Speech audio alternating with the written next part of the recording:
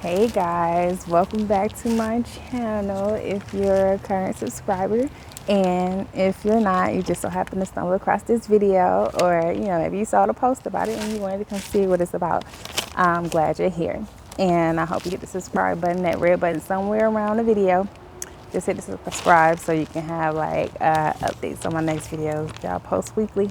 Okay, so originally I made the video yesterday, and I made the video. I had to come redo it because I noticed that I put way too much information, too much details in the video, and some of that was supposed to be in my book. So I had to say some of the juice from my book, and a little more details would be in the blog that I post later today.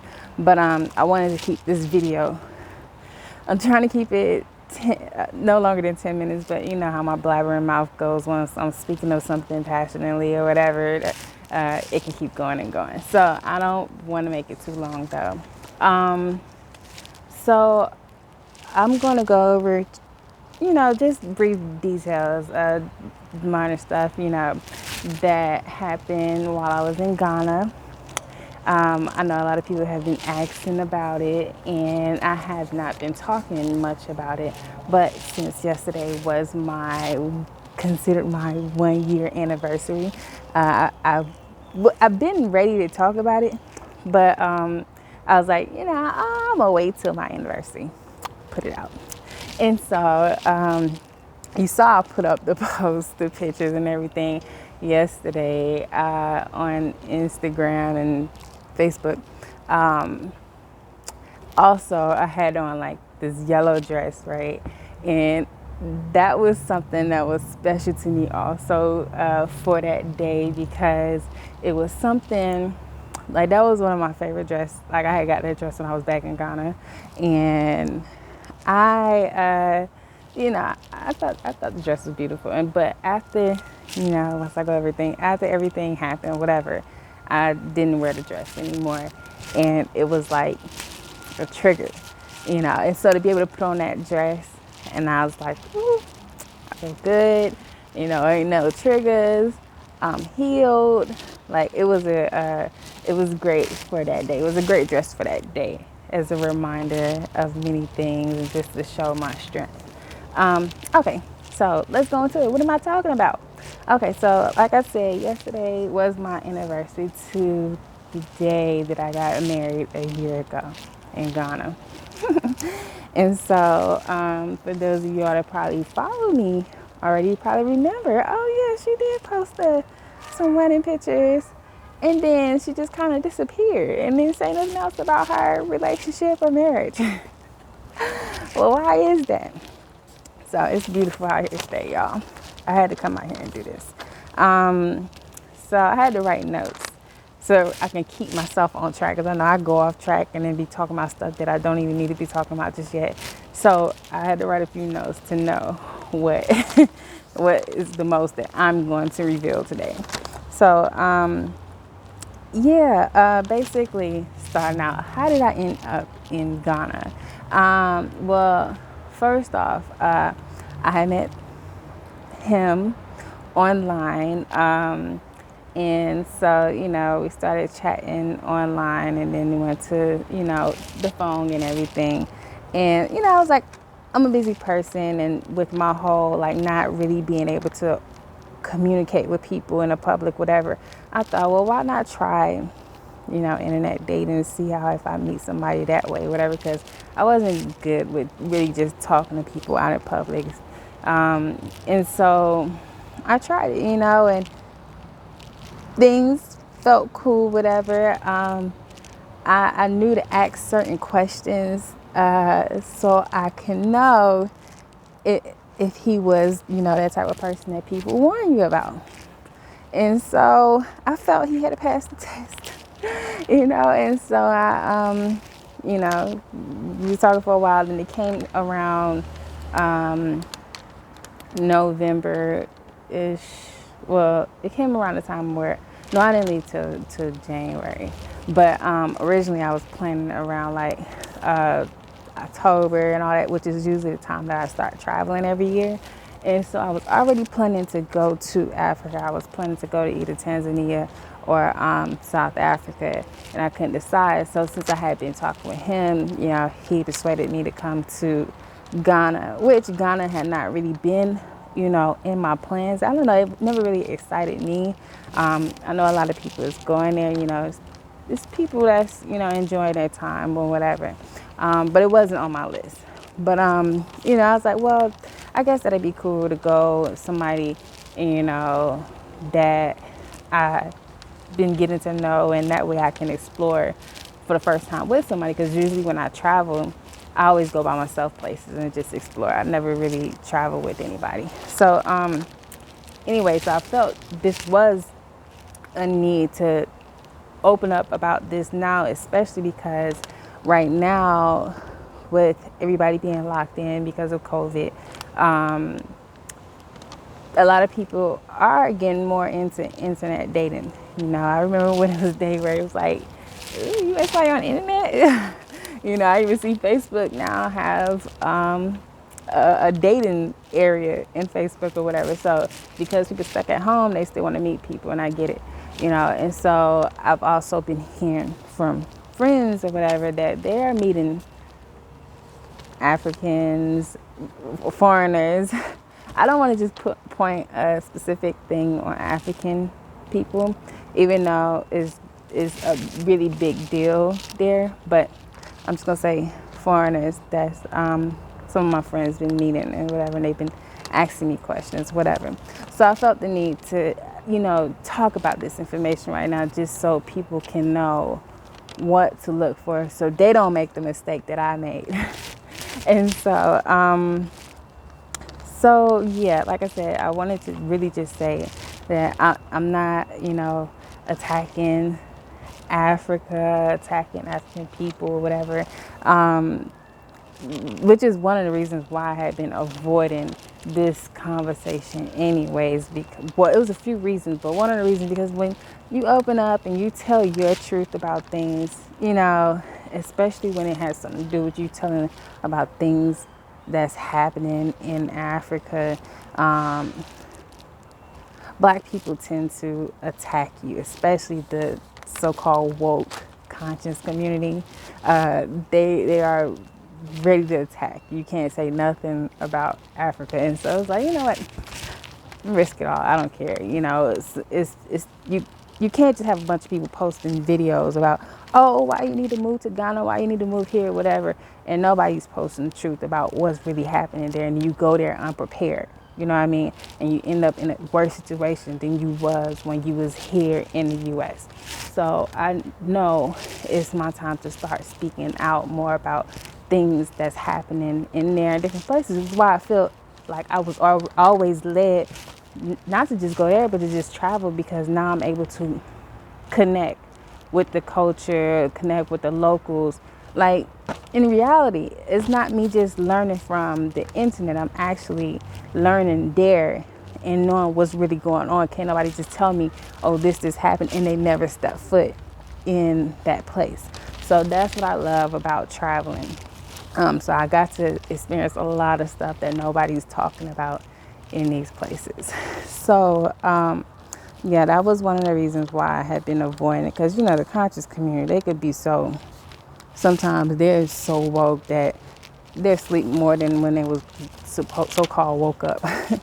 So, then also I wanted to heal first before, really talking about it. It's like sometimes people have the expectations to, their expectations for you to share everything right then. They want to know everything about your life, but it's not necessary. You share when you're ready to share. People kept asking me questions, and I had what I felt was, they probably thought it was rude, but I had my way of responding by not responding. But I would still have a friendly conversation and change it to what I was comfortable with talking about. It was people that they never, checked on me and cared of what was going on in my life. But because they was assuming I was going through something, they were, in my inbox up trying to figure out, how you and your husband, and it's like, you really don't care. You just want some tea to go gossip about. And so I was like, it's not even necessary for them to know right now. They're going to know when I'm ready to talk about it. So that's now. I'm okay with talking about it. I'm fully healed. I can laugh at myself for what I've been through. I don't regret it. I'm actually, in a way, I'm happy I went through it. Not going through the divorce part so much, because that part is going to be a costly part. But everything else, I'm happy for what I went through, because I was able to actually physically be in a place and experience something that I'm seeing a lot of people talk about in a way, and living a life here in America in a way that they have absolutely no clue about. Especially like I spoke on in my previous video about the witchcraft and everything, juju and all that kind of stuff, and just different things that people is tapping into, and that they're thinking they're connecting to African spirituality and all that kind of stuff, and they're absolutely wrong. They know nothing of it, and they never step foot into any country in Africa. And so it's like I was able to really experience this stuff, and it opened me also. So I'm thankful for that. I'm trying. I ain't got sidetracked, even though I got notes in front of me, and I'm way over 10 minutes. But basically, yeah, that was why I had avoided it. But I was also at the same time afraid of going through a divorce. So it was like, because I fear God so much, and I know, that is something that's in the Bible. It's really a bad thing, and I didn't ever want to go through a divorce. And so that's why I was like, even though I saw red flags in certain situations, I just was I was confused. I was trying to figure out things or whatever. And so now, it was good for this time. This time, lock in COVID, whatever, it gave me time to really connect with God and pray and ask for forgiveness and everything. And, it was a great thing. So that's why I'm okay with talking about it now, because that was one of the things that I was beating myself on. That was one of the things, like, it wasn't like I was upset about, me leaving and deciding not to go back. It was just me realizing, okay, I have to go through divorce, and now that's between you and God. That's going to be, difficult. So, yeah, like, that was how I ended up in Ghana and ended up in this marriage, short-lived marriage, and back here. And, it's been great being back here, because I've really been able to truly find myself. I think that's why, I know that's why I was ending up in bad relationships, with the wrong type of men or whatever, because I didn't even know who I was. I was trying to adjust to what the world wanted me to be. I was trying to adjust to what men wanted me to be, and so now that I'm able to fully be myself, like, I'm more at peace. I'm more happy than I've ever been. Those prior years, I was crying so much, when I go home, I'll be out looking like I'm having a good time with people. Go home, I would cry, depressed those years before. Even that whole year, pretty much, while I was in that relationship in Ghana, I cried most of the time. And so it's like now, since I've been back and been able to find myself and connect, have that real relationship with God, like, I can probably count on one hand how many times I have cried, so I'm thankful. I'm truly grateful for that. I had a chat with a few, this is what I'm going to leave y'all off with, because I'm going to put this in my next video. Probably not my next video, because I have something planned for my next video, but the video after that. There are 4 types of women. And I'm going to say men too, because there are a lot of women there in Africa. And I'll say other, foreign countries that's trying to get, citizenships in certain countries or whatever. It is 4 type of women or men, but mostly women, that these people that are scammers look for, and that I'm going to put in my next video. I'm going to put that in my next video for you to know if you're, you may be someone that's, potentially about to be attacked by a scammer. you know something, so you can start asking more questions just to make sure. Um, but yeah, so basically, I don't even think I really went over that. So yeah, it was things that happened there. Right after we got married, couple of days literally after, like after his family left and everything, that's when he just did the total flip. And when he did the total flip, it was like everything was like, okay, a lot of pressure telling me to go and get stuff done to get him into the US and everything. And it's like, originally before I went there, I made sure I asked him, I was like, do you ever see yourself living anywhere else besides, here in Ghana? And he said no, he don't want to live nowhere else. He loved being there, close to his family, wherever. So I was like, okay, so he's not someone that, just want to talk to people, for citizenship, whatever.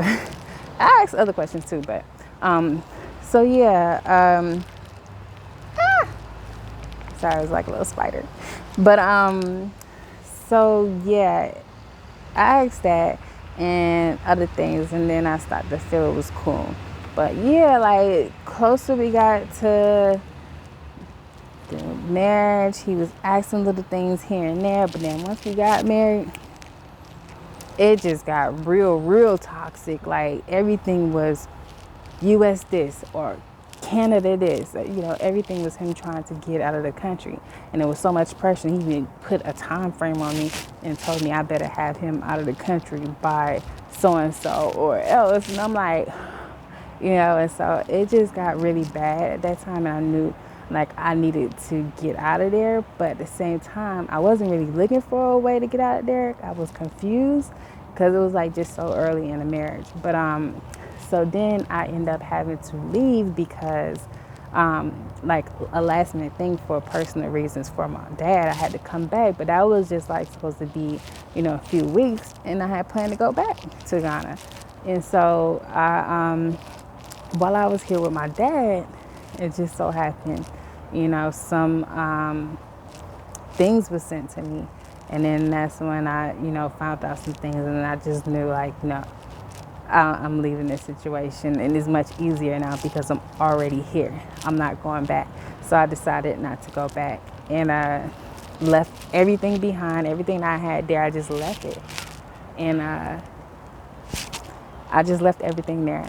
And so I just left from Atlanta and I moved to New York, just start all over, start fresh. It was great because it's like I just was able to just furnish my place, make it a home, something that I rarely ever do when I move places. I didn't always fully furnish my place or whatever because I knew I was already always ready to go somewhere else. But I furnished my place, I made it comfortable, and I just, started a new life and just really focused on me, self-love, and just connecting with God. And that's just been the greatest experience this year. Like, I'm not even worried about relationship or anything right now. And so, yeah, that's what I'm going to leave y'all with. I'm going to say that. I think I already said that before, but I'm truly, because it was supposed to have been 10 minutes and it's going on 20 minutes. So, okay. Like I said, the 4 types of women, I'm going to share in another video, so I want you to subscribe so you can come back and know, and I'm going to share other things too. Red flags, things to look for. But besides that, definitely pray for discernment. God did show me in many different ways, but I was confused and I kept saying, oh, that's the devil. Oh, I couldn't tell which was God and which was the devil. And so it was so confusing, and so we're going to talk more about that in another video. Also, first Sundays, on nikitajourney.com, I do improv, social reconnecting. So it's a fun game, different activities that I'm doing. So I hope you come on. It's between 5 and 7 p.m. Eastern time. And so, yeah, definitely go on to New York. Go on to nikitajourney.com to find out more information. I hope to see y'all there and involved. And any questions you may have, let me know. Comment down if you experienced anything similar. I want to hear your experience. How did you get out of that? Or if you know anybody that had a similar experience, share it, please. It helps. It's very helpful right now because so many people are just flocking to places like Africa, and they're becoming victims of these same situations. So make sure like you're not being scammed. I didn't go into full details of how I was scammed. Like I said, I'm going to share more in the blog, nikitajourney.com, in the Dear Diary tab. I'm going to share more in my book that's coming up. But I want to hear your story too. So comment down below anything you have that you can include, and connect with me. I'm here. Thank you. Subscribe. Have a blessed day.